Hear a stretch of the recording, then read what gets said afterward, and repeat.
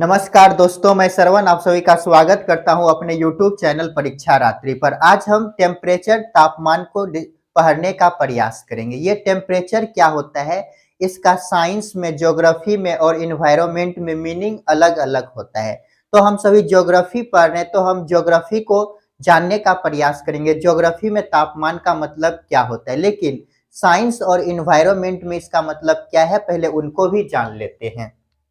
यदि साइंस की बात करें, साइंस, तो साइंस में इसका अर्थ होता है मापक। किसका मापक होता है, तो ऊष्मा का मापन करते हैं। ऊष्मा का मापन। तो यदि बोले तापमान क्या है, तो तापमान एक मापक है जो किसी भी वस्तु में उपस्थित ऊष्मा का क्या करता है, मापन करता है। तो लिखते हैं यहां पर तापमान एक मापक है जो किसी भी वस्तु में निहित ऊष्मा का मापन करती है।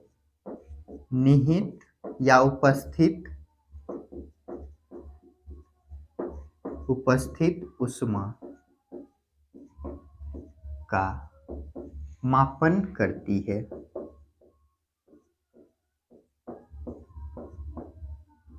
ये तो साइंस में मीनिंग हुए। अब यदि ज्योग्राफी में देखें, इसका मीनिंग क्या है।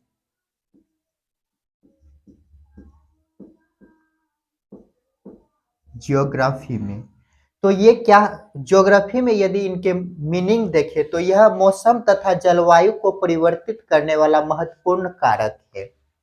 तो यह क्या है, यह मौसम प्लस जलवायु को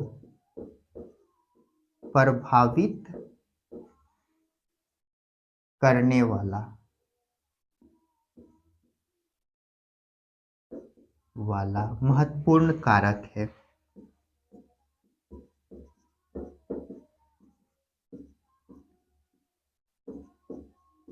यदि इन्वायरमेंट में इनके अर्थ को देखें,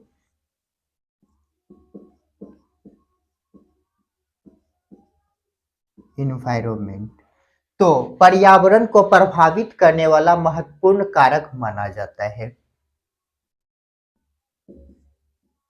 पर्यावरण को प्रभावित करने वाला महत्वपूर्ण कारक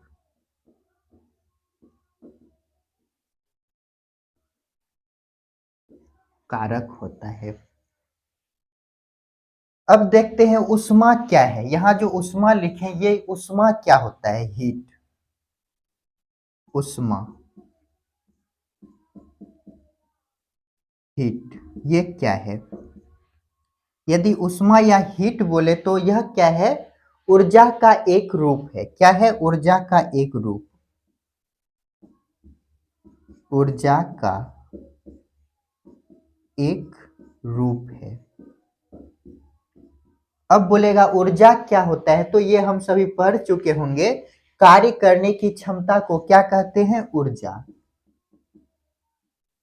कार्य करने की क्षमता को ऊर्जा कहते हैं। यदि बोले पृथ्वी पर ऊर्जा का मुख्य स्रोत क्या है, तो सूर्य है। पृथ्वी पर ऊर्जा का मुख्य स्रोत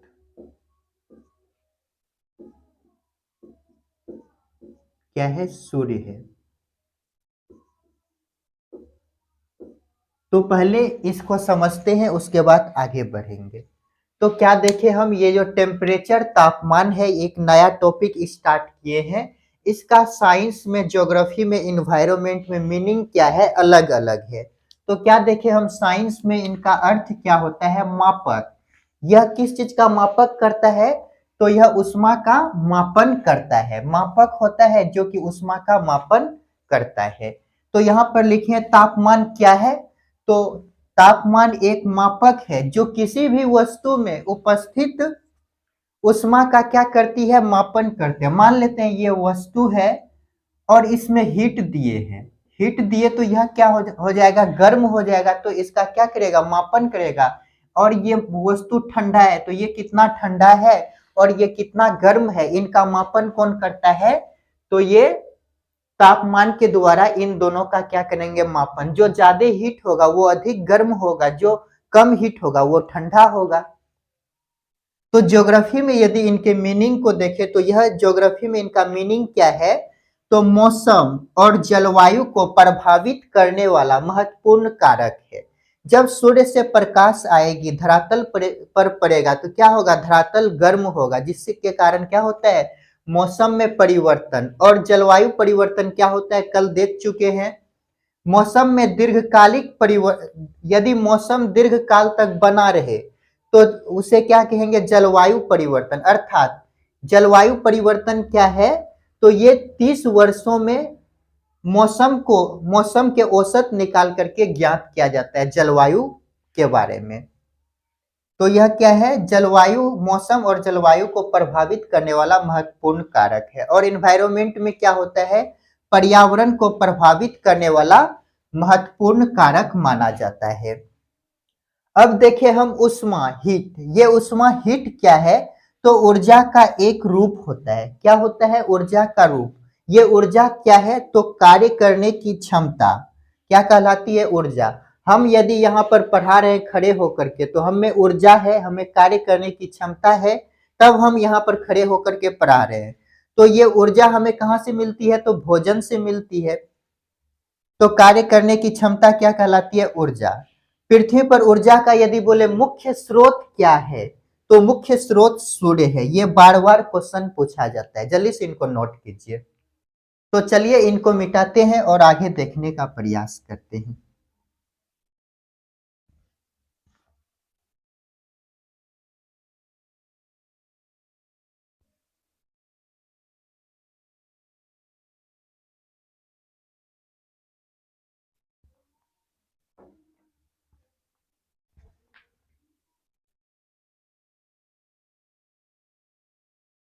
तो हम लास्ट लाइन लिखे थे, ऊर्जा का मुख्य स्रोत क्या है, तो सूर्य है।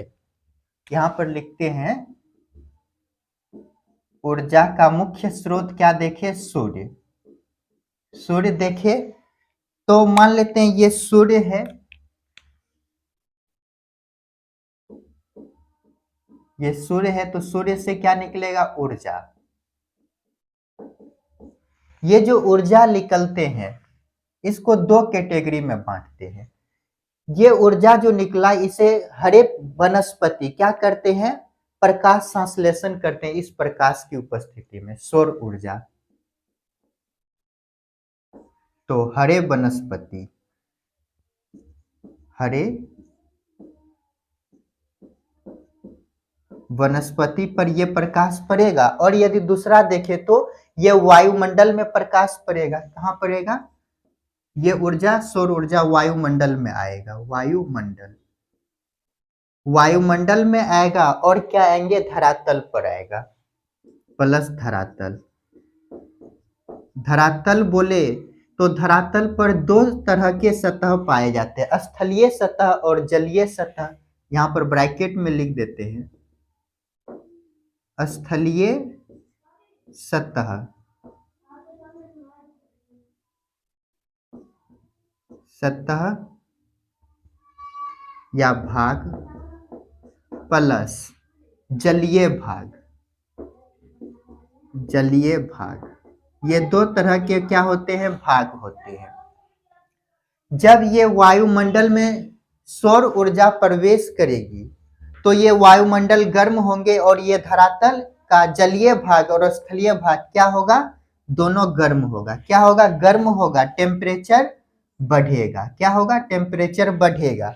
तो यह क्या करेगा? जब वायुमंडल और धरातल का टेम्परेचर बढ़ेगा तो यह मौसम और जलवायु को प्रभावित करेगा। क्या करेगा? मौसम प्लस जलवायु को प्रभावित करने वाला कारक को प्रभावित करेगा। इन चीजों को हम कहाँ पे पढ़ेंगे?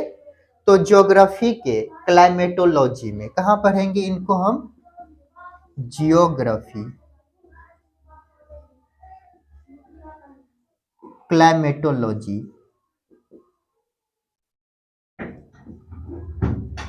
लॉजी में पढ़ेंगे, क्लाइमेटोलॉजी। और ये हरे वनस्पति क्या करेगा? सौर ऊर्जा की उपस्थिति में अपना भोजन बनाते हैं। कैसे बनाते हैं? तो जल COH2O जल और कार्बन डाइऑक्साइड की उपस्थिति में और सनलाइट की उपस्थिति में, क्लोरोप्लास्ट की उपस्थिति में, या ये क्या बनाते हैं? C6H12 और O6 प्लस ग्लूकोज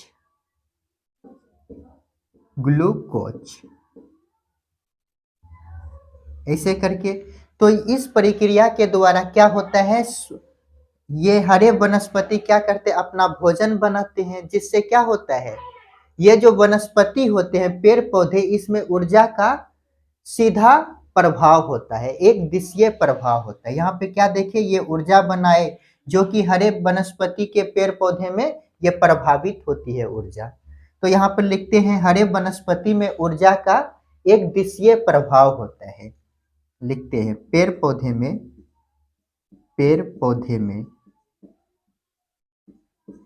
पौधे में ऊर्जा का एक दिशीय प्रभाव होता है।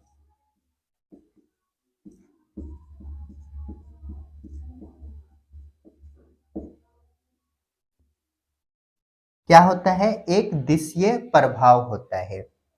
तो क्या है? यह एक जीवाश्म ऊर्जा का मुख्य स्रोत है। क्या है? जीवाश्म ऊर्जा का, सौर ऊर्जा क्या है? जीवाश्म ऊर्जा का मुख्य स्रोत। तो यहां पर लिखते हैं जीवाश्म ऊर्जा का मुख्य स्रोत। इसको हम कहाँ पे पढ़ेंगे? तो इसको हम पढ़ेंगे इन्वायरमेंट वाले टॉपिक में। यहां पर लिख देते हैं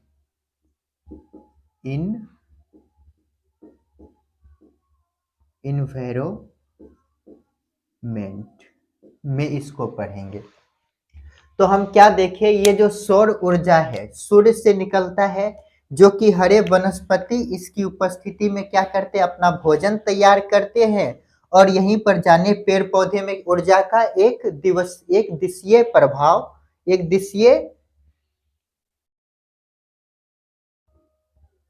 दिशीय प्रभावित होते हैं। ऊर्जा, पेड़ पौधे में ऊर्जा ऊर्जा का एक दिशीय प्रभाव होता है। प्रवाह लिखिएगा, प्रवाह नहीं। और जीवाश्म ऊर्जा का क्या है? मुख्य स्रोत। इसको कहाँ पढ़ेंगे हम? इन्वायरमेंट में। और ये जब वायुमंडल में प्रवेश करती है, धरातल पर प्रवेश करती है, तो धरातल पर स्थलीय और जलीय भाग दोनों हैं। जब स्थलीय भाग और जलीय भाग गर्म होते हैं और वायुमंडल गर्म होता है तो टेम्परेचर क्या होगा? बढ़ेगा। जिसके कारण मौसम और जलवायु क्या होते हैं? प्रभावित होता है। इसको हम कहाँ पढ़ेंगे? तो ज्योग्राफी के क्लाइमेटोलॉजी, जलवायु विज्ञान में। तो जल्दी से इनको नोट कीजिए। तो चलिए इनको मिटाते हैं और देखने का प्रयास करते हैं।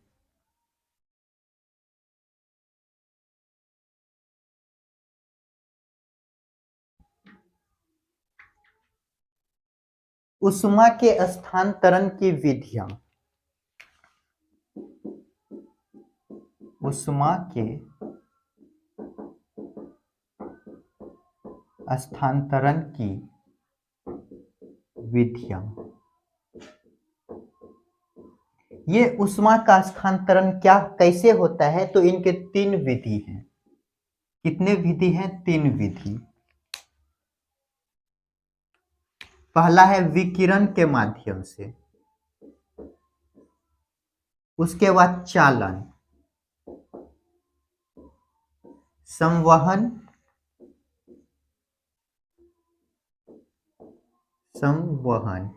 और एक है अभिभवन, अभिवहन।